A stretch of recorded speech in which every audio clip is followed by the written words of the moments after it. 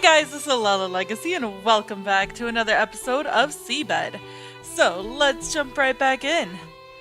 Whew, that sure was nice. Let's hurry home before we catch cold. Nanae stepped out of the dressing room while I was gazing at a big maple tree. Wrong way. Nanae stopped me just as I started in the direction we had come from. Let's go back through a different route. She began walking in the opposite direction.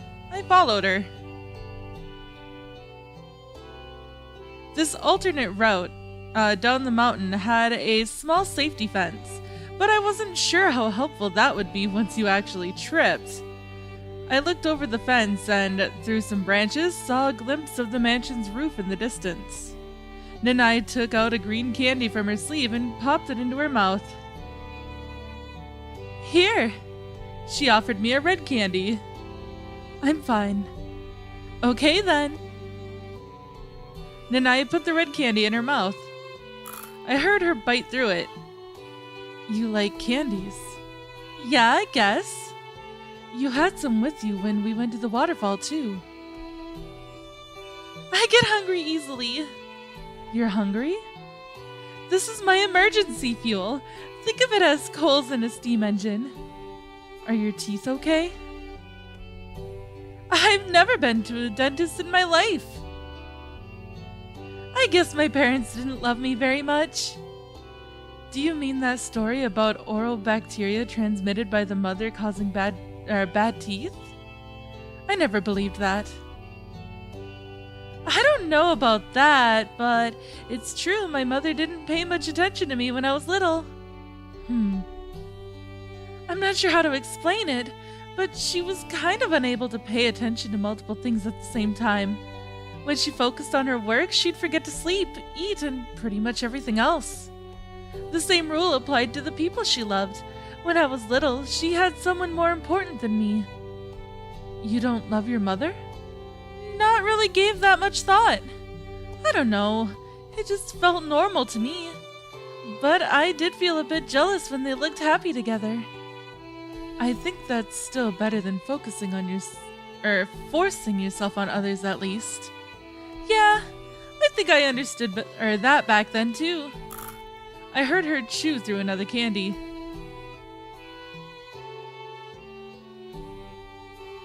Wait a second. Nanae leaned over the fence to the right and plucked out some plant. Let's go. What was that? Here! She showed me a long stem with many small leaves on it. Oh, a shepherd's purse. Yup, found it right away. Luck seems to be with us today. She put it in the basket she carried. She took it from the dressing room of the bathhouse, and with that, we continued down the road. Can you find any other vegetables here? Dropworts and henbits grow here in droves. If you see something that looks edible, tell me. I'll give them a look so we don't poison ourselves. Okay. We came out onto a wide open road. It grew bigger as the trees thinned out. By the time the scale roof of the mansion disappeared from view, our baskets had been filled to the brim, not only with dropworts and henbits, but shiitake and oyster mushrooms as well. We certainly managed to pick up a lot. I didn't have high hopes, but I guess... whoops. I mixed up again. I didn't have high hopes, but I guess you can still find them if you look. Oh goodness, hi Nanners. Did you just admit that it really was too early in the season for them? Come on, all's well that ends well, you know? We came by a stone irrigation channel, a sign that we were getting closer to home. I spotted a familiar vegetable near my feet, right under the leaves. Isn't that butterbur? Oh, it totally is, but it's still pretty small. Can't we eat it? It's not a good idea to eat them when they're this small. Gotta be patient until they grow bigger over the winter.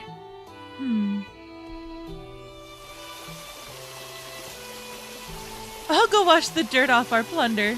Give me a moment. She descended down the stone steps and, leaning over the edge, immersed the entire basket in water.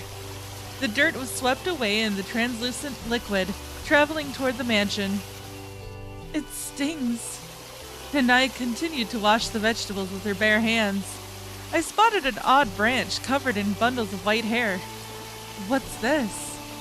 Ah, it's a pussy willow. Nanae lifted her face while remaining seated. Huh. She broke the willow tree branch in half and ascended the stairs. Here you go. I took one of the resulting branches from her. You like pussy willow trees? I think I do. I touched the hairy bundle, finding it just as soft as its appearance would suggest. I like them too. My mother used to keep a branch in our room at all times. I didn't get why she refused to pick more colorful looking flowers, but now I myself lean towards this kind of simple aesthetic. My right hand has gotten all red. Let's hurry home, okay? Nanae started down the road. We were so close to the mansion that I could no longer see the entirety of its building. The high wall of the east wing filled the entirety of my vision. I turned around and saw a mountain covered in lush greenery. Above it drifted a huge cloud, looking almost like a vast layer of snow. We might be getting snow tonight. Nanae turned to me before I knew it. You think it's going to pile up? Yeah, it's definitely that kind of cloud over there. Let's go back and warm ourselves. Okay.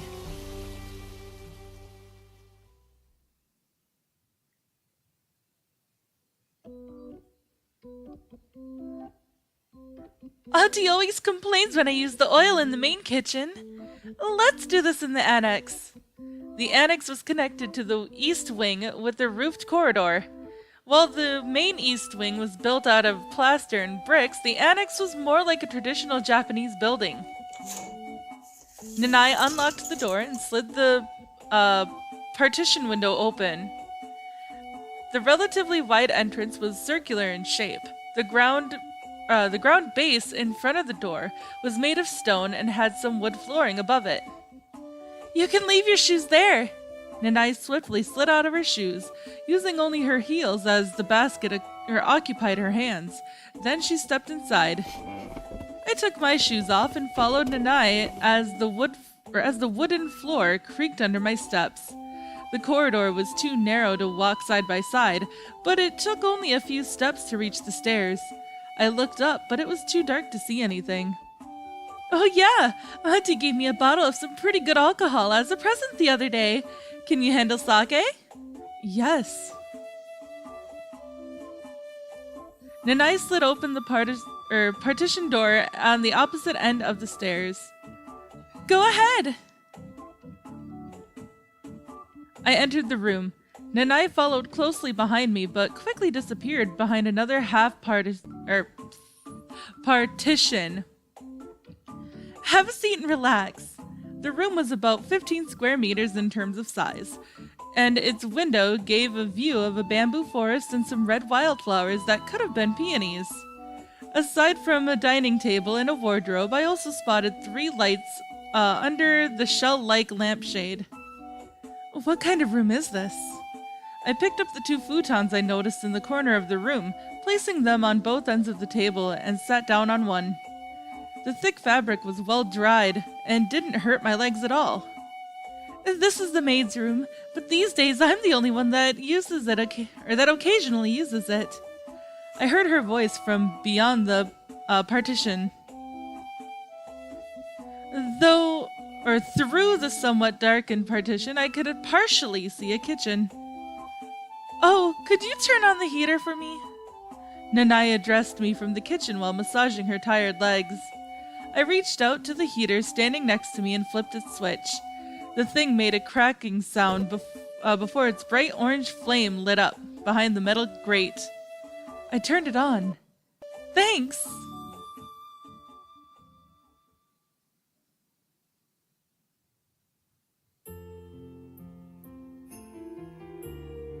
Oh, wait! Nanae stood up and disappeared into the kitchen again.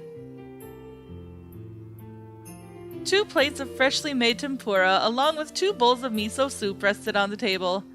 The wild mountain vegetable leaves Nanae used for the dish were crispy at the edges, but green in the middle.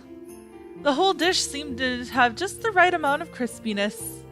Meanwhile, the miso soup contained the rest of the vegetables we gathered.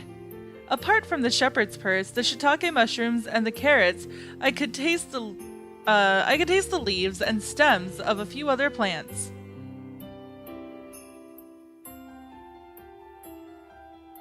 Sorry for making you wait. Nanae appeared from the kitchen holding a bottle.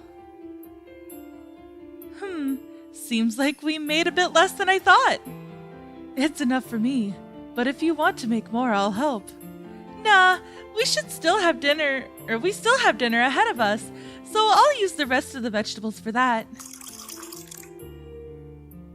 Here you go. She filled the transparent glass with sake and handed it to me. After staring at it for a few moments, I tilted the glass against my mouth. A cool sensation extended across my throat. It's like water. Tasty and easy to drink, right? It's my favorite brand from Yamagata. Nanae took a sip of her own glass after taking a bite of shiitake tempura. Meanwhile, I gulped down the remains of my drink. Want some more? Nanae raised the bottle when she saw me empty my glass. After a second or two of hesitation, I held out my glass in front of her. I watched it get slowly filled up again. I took another gulp and let out a breath. I noticed Nanae staring at me.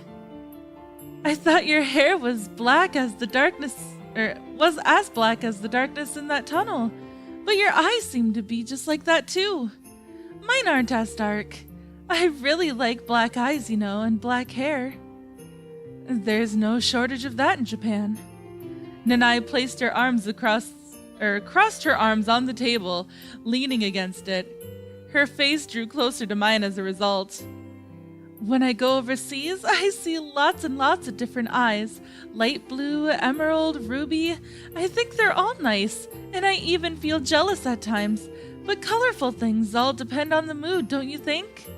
Like blue eyes can look somewhat creepy when they sparkle in the sun, stuff like that.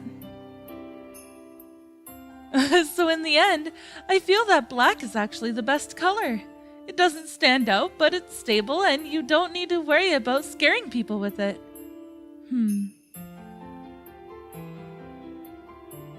I tried concentrating my gaze at Nanae's eyes, but realized I couldn't. Like, imagine you're feeling down.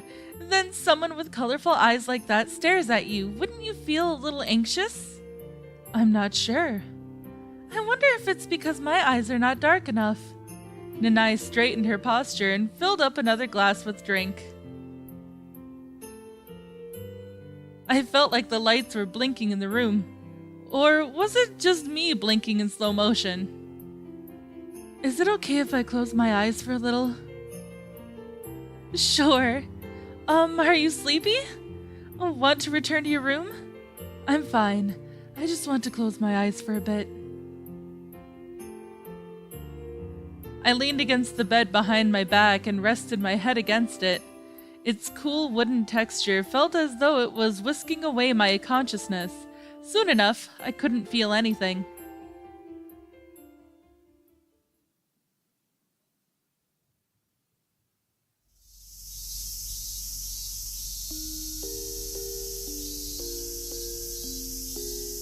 I could hear the cry of cicadas around me.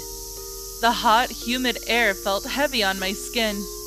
A row of large trees extended in front of me.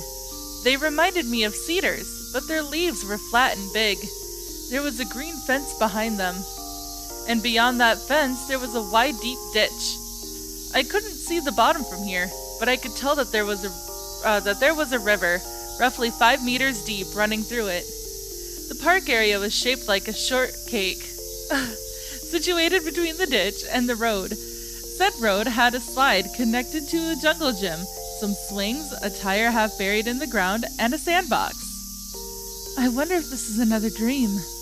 I took a deep breath, letting the familiar scent of soil fill my nostrils.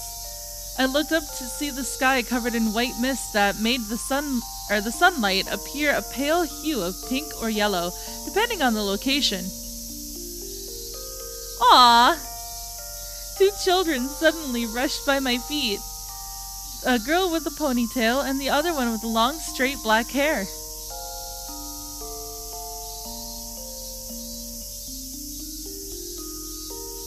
Well, let's catch some cicadas today. The one who gets the most wins. No thanks. I'd rather play with my doll. The ponytail girl was holding hands with the black-haired one while also carrying an insect net. Meanwhile, the black-haired girl was holding a doll in her free hand. You can borrow my net. Here. I don't like bugs. It's easy. Look, there's a cicada right there. I'll show you how this works. The young Takako pulled me by the hand to a large tree. Aww. She readied the net with her mouth wide open. Hey! Kya! The insect flew away, avoiding Takako's net as she swung it downward. I felt something touch my face. I'm leaving. The black-haired girl began walking toward the park exit, wiping her face with the back of her hand. Hey! Wait! I just had a bit of bad luck there. Takako, still looking for the escaped cicada, turned around with a panicked expression and chased after the girl. However, as she did so, a sizable dragonfly flew right across her face. It's a golden ring dragonfly! She chased after the dragonfly, swinging her insect net in its direction. Glancing down, I spotted something on the ground. I picked it up and brushed the dirt off it. It was the doll the black-haired girl had with her. I knew it well. Hey! I caught Takako, who was about to pass by me in her relentless chase after the dragonfly by the shoulder. Whoa! Your friend dropped this. You should bring it to her. Oh, that's Sachi's doll!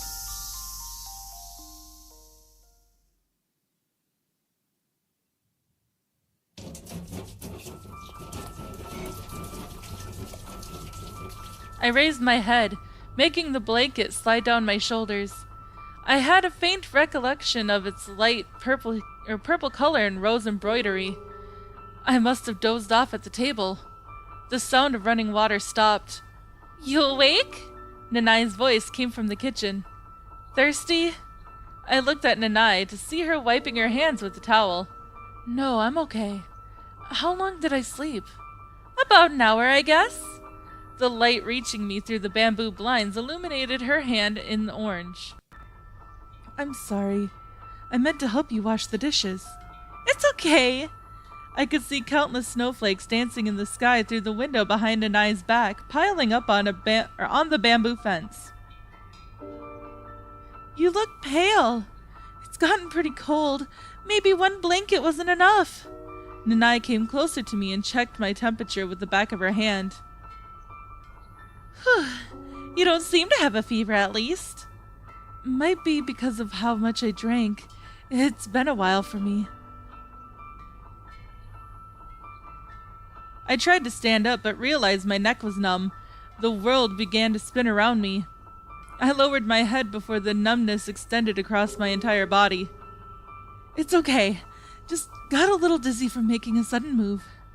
As my vision returned to normal, I realized, oh my god, phone! I was leaning against Nanae's shoulder. Maybe you should lie down for a bit. I'm okay. More importantly, I remembered the dream I just had. What kind of dream? A memory from my youth. I was hunting cicadas in a park. You? I got forced into it by a friend. Did you catch any? I went home before that could happen. But then my friend came to my house the next day with a big dragonfly in the basket to apologize. She said she'd give it to me if I forgave her. And did you? No way. I mean, if she had brought a flower or something. But then she said she'd get something even better for me. I had to try pretty hard to stifle my smile. But that is all the time that I have for this episode, guys. So if you liked it, please give it a big thumbs up down below. And if you haven't already subscribed, by subscribing, you're becoming part of a legacy. I love you guys so much, and I will see you in the next video. Bye-bye!